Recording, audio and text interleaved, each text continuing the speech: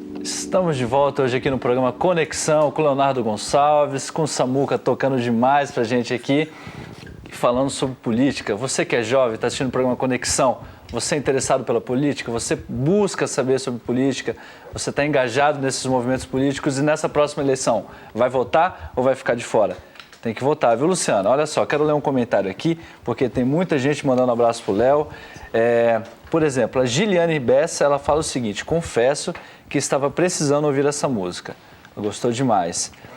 Um outro comentário, cadê? Tem que olhar antes, dar uma olhadinha antes, Luciana, que senão a gente é pego aqui de surpresa. Vou aqui para baixo ler esse comentário aqui da Carme Virgínia. Ela fala o seguinte: assistindo, pois é muito bom conversarmos sobre esse assunto. Antes da gente ir para o intervalo... Tem uma galera também, os Calebs de Itu, que mandaram um abraço, que estão assistindo. Olha, que legal. Juntos mandaram no seu, na sua rede social. Muito legal. Mandar um abraço para a galera, os Calebs aí de Itu. Luciana, antes de ir para o intervalo, deixei uma pergunta para vocês. Tem como a gente saber, Léo, em quem votar? A gente consegue saber informação sobre o candidato? Como que vocês fazem para poder buscar informação sobre eles?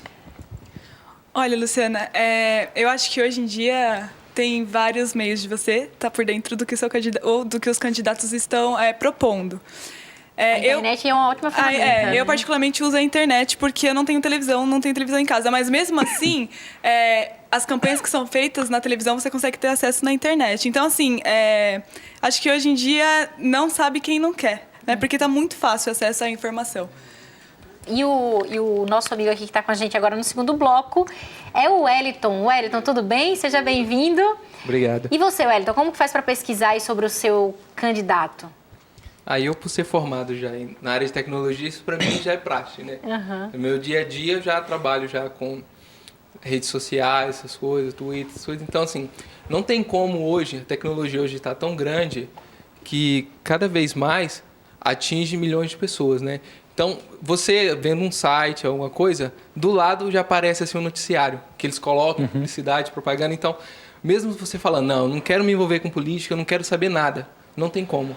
Né? Hoje, sem você querer, você já é apto e está atento àquela notícia, né? E por a gente ser cidadãos, não tem como eu não querer, né, por ser obrigado a votar, né? Você é livre, mas você é obrigado ao mesmo tempo. Então, se eu não fazer a minha parte, né? Como é que eu vou exigir uma coisa dos candidatos se eu não fiz a minha parte de escolher, né? De ver qual que é os melhores, né? Que é difícil, mas a gente tem que escolher, né? No Brasil, a partir dos 16 anos, né, já se pode votar. Mas vocês acreditam que um adolescente de 16 anos, não é obrigatório a partir dos 16, né? Só a partir dos 18. Mas com 16 anos, um adolescente está apto a escolher, a avaliar qual é o representante ideal, Edgar? Eu dei por um semestre aula para o pessoal do ensino médio, então a gente pega essa faixa etária de 16, 17 anos. Alguns sim alguns sim têm mais consciência das coisas que acontecem, outros não têm. Tá? Então, muitos dos nossos jovens hoje, eles não estão muito preocupados com isso, eles estão preocupados mais com namoro, estão mais preocupados com rede social, com o que as outras pessoas estão pensando dele. Então, essas pessoas que não estão preocupadas, elas nem votam.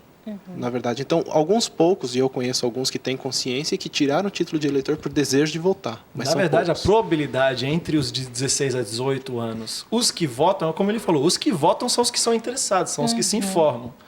Já não se pode dizer a mesma coisa da população dos 18 em diante, uma vez que o voto é obrigatório. Então, eu sei de muita gente que chega na urna, não sabe absolutamente em quem vai votar, aperta qualquer número ali, dá uma olhadinha antes, pergunta para alguém, e isso é muito triste. E eu vou na mesma linha, eu acho que redes sociais, eu acho que o site oficial também é legal você dar uma olhada, porque... Mas aquela grande coisa, não é para você seguir em rede social, entra no site oficial, não é para você acreditar em tudo que ele fala, mas é para você ler procurando as entrelinhas que estão lá. Entendeu? Se ele diz que é importante para ele é tal coisa... E é uma das coisas que eu acho mais legais na rede social, não é nem se você conhecer o seu candidato, mas você cobrar dele depois, acompanhar depois. Não é para você seguir o candidato na época da eleição e depois dar unfollow. Não. Durante os 4 anos, acompanha o que ele está fazendo. Acompanhe as postagens dele. Acompanhe... Então, por exemplo, e por isso que eu estou tão feliz em poder votar de novo no deputado estadual que ajudei a eleger há 4 anos, porque eu acompanhei 4 anos e tudo que ele falou que era importante para ele, eu vi na prática, que são as ações que ele fez, as leis que ele passou 2 leis diferentes que tinham tudo a ver com o perfil, e isso é o que me dá alegria. E assim, eu gostaria de poder acreditar que mais gente se envolvendo dessa maneira, mais gente vai se sentir parte do processo democrático, que é uma das coisas que foram faladas no primeiro bloco, né? Que a pessoa não se sente mais fazendo parte. Então, acaba ficando essa coisa desconexa. Pode me interromper, pode falar. Pode falar. Não, uma coisa interessante que o Leonardo falou é que, assim, não conheça só a proposta de governo do candidato, mas é viável o que ele está propondo? Não, conhecer isso. Qual é o histórico pessoal e político dele, né? Porque, às vezes, a pessoa, nossa, que legal, ele vai fazer tudo isso. Tá, mas será que é viável? Sabendo dessa informação, é possível? Você vai Ele tem experiência nessa área, ele sabe do que ele está falando. Exatamente. É uma coisa que convém também para o país, né? É uma coisa que é muito fora do nosso contexto também. Às vezes tem isso. O cara tem uma proposta mirabolante que você sabe que vai ser impossível de executar, né? Tem que ficar... Ainda mais por sabendo a dentro realidade também. do país, né? Mas é por isso que a gente tem que procurar mesmo nas entrelinhas. Acho que... Saber qual que é o foco, quais as necessidades maiores que tem no nosso país, né? E saber quais são os candidatos que estão de olho, né? Que querem ajudar o país nessas propostas, né? Eu acho que um dos pontos principais desses dias olhando é a questão da saúde, né? A saúde do Brasil, eu acho que é um dos pontos mais críticos, né? Então, a gente não pode ser na rede social acompanhar, porque aquele candidato... ele está entre os maiores lá, né? Não é por isso. Então a gente tem que ler e saber por que eu vou votar e saber por que ele está sendo um dos candidatos, né? E às vezes a gente também não entende muito o processo democrático. Como que a gente foca muito no presidente e tal, mas o que um deputado pode fazer pela saúde pública? Eu vou dar um exemplo talvez besta. O vereador consegue fazer isso. Por exemplo, a vereadora em que eu votei há 2 anos, ela passou uma lei porque em parto natural, tanto natural quanto...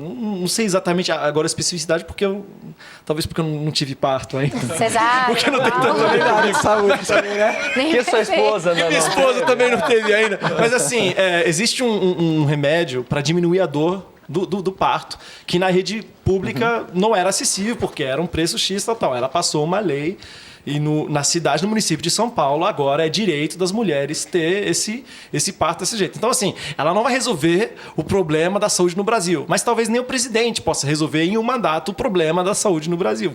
Mas são essas medidas, essas pequenas leis que vão sendo passadas, que você sente qual a prioridade deles. E mais importante, nas leis que não é ele que projeta, não é ele que assina, ou não é ela que assina, baseado nessas coisas que são de iniciativa dela, você também pode saber se ela vai votar e como ela vai votar em cada proposta de lei que for surgir, absurdas ou não. E você se sente representado, que acho que o que a gente mais tem que resgatar é esse sentimento. Eu me sinto representado, né? Sim, na Assembleia claro. Legislativa. Eu me sinto representado na Câmara dos Deputados em Brasília. Eu me sinto representado no Senado. No caso, eu estou sem senador. Mas... Estou sem senador. Se alguém souber... Liga pro Léo. Se alguém- Manda uma mensagem, eu vou pesquisar, Senador, vou fazer minha pesquisa. Senador tá difícil, para mim que mora em São Paulo. Mas... Agora, Sr. Paulinho, como é que são os nossos internautas aí? Muita gente participando, Luciano. Inclusive tem aqui, cadê? Já sumiu. Aqui, o Rui Ronaldo. Ele está, Luciano, acho que numa plataforma de petróleo, porque ele fala o seguinte: eu estou rebocado a serviço da empresa dele, né, e embarcado também, mas ele pede para mandar um beijo para a esposa dele, a Rosane. Então, Rosane, se você é esposa, você que é Rosane, esposa do Rui Ronaldo, ele está mandando um abraço para você, um beijo. Ele tá tudo bem com ele, não se preocupe, tá bom? Ele está assistindo Conexão aqui. Fique em paz. Tá ouvindo sobre política, Tá ouvindo bem. sobre política. Mandar um abraço exatamente. pra galera de Labras. Vou mandar minha Labras tia. também. Minha tia me mandou uma mensagem aqui pelo Facebook. Vou mandar um abraço Qual pra o nome todo da sua mundo. tia, Léo? Minha tia Eliane. Eliane, um abraço para a tia do Léo. Tá ela, a família toda. Tem uma família em Volta Redonda, a família do meu pai é Volta Redonda e Labras, né? Então, E se você é vou tia mandar um do abraço Léo? pra Volta Redonda e Labras. E se você é a tia do Léo, Eliane, você sabe um senador para indicar para o seu sobrinho? Mas ela é outro estado, não adianta. não adianta. É outro estado, não adianta. Tem que ser de São Enfim. Paulo. Agora, Ficar sem mesmo. eu quero saber o seguinte, vocês se candidatariam? Ó, silêncio. Ó, o Léo já Silêncio, ninguém tem o peso dessa responsabilidade, né? Bom, eu particularmente não me candidataria. O meu negócio, eu sou formada em biologia, o meu negócio é laboratório. Não me vejo como uma candidata ou como um prefeito ou presidente, então não me candidataria. Não me candidataria. Eu creio que, assim, inicialmente não, mas eu Eu acho que eu tenho planos futuros, se for o caso, assim, de candidatar, assim, pela questão de poder ajudar a fazer uma parte, sabe? Assim, pelos princípios que eu tenho, sabe? De fazer coisas boas, corretas, tentar mudar. Eu sei que só uma pessoa não é possível, né? Mas se todos pensarem da mesma maneira, eu acho que a gente pode ter uma possibilidade de mudar alguma coisa, né, nesse país. E o Edgar? Eu também sou formado em engenharia de materiais, apesar de até não descartar a possibilidade, eu ainda prefiro ficar dentro do meu laboratório. Bom, e eu assim, uma boa parte das mazelas de uma vida pública eu já vivo.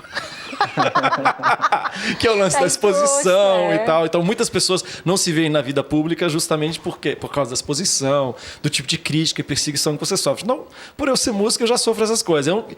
Eu não tenho vontade, mas eu também não excluo a possibilidade. Talvez, sei lá, hoje vou fazer 35 anos esse ano. Talvez, sei lá, quando tiver 45, alguma coisa assim. O número ia ser 7, né? Oi? O número ia ser 7. Depende do partido.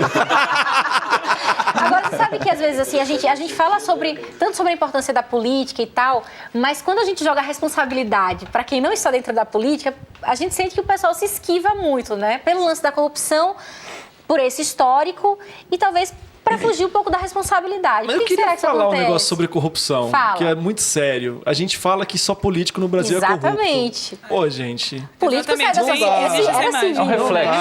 Eu acho que o problema da corrupção no Brasil é endêmico. É uma coisa que começa lá de baixo. Né? É você, sei lá, na empresa onde você trabalha, não comprar papel, pegar umas 50 folhas de papel na sua empresa para imprimir coisa em casa, ou para imprimir coisa que você quer do seu particular sua na empresa, ou você usar o telefone para ligar para o seu namorado, sua namorada, o telefone da empresa, ou você pagar público, uma propinazinha então, pro policial que te parar. Então, assim, claro que a coisa vai escalando de acordo com a possibilidade, mas eu